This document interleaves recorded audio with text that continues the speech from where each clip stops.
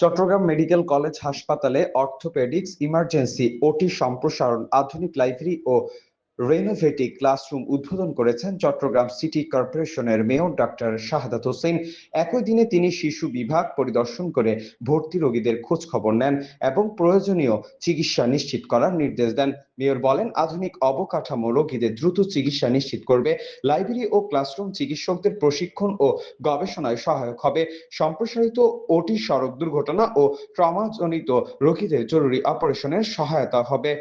অনুষ্ঠানে হাসপাতালের পরিচালক brigadier general doctor Mohammad Taslim Uddin, anaesthesia বিভাগের প্রধান অধ্যাপক ডাক্তার হারুনুর রশিদ, শিশু স্বাস্থ্য বিভাগের প্রধান অধ্যাপক ডাক্তার মোহাম্মদ মুসা মিয়া সহ সংশ্লিষ্ট চিকিৎসকবৃন্দ উপস্থিত ছিলেন।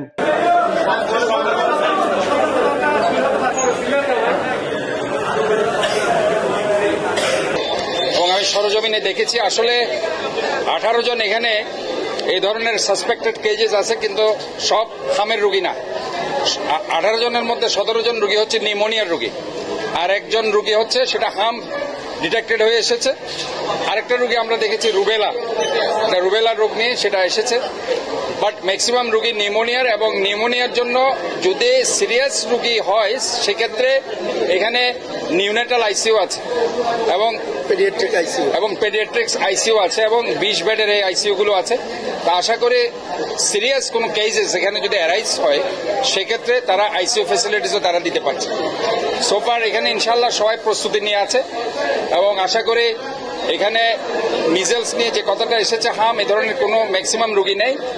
এখানে একটা রোগী আমরা দেখতে পেয়েছি এবং আরেকটা রুবেলা রোগে আক্রান্ত একটা রোগী দেখতে পেয়েছি। কাজে এখানে ভয়ের কিছু নেই।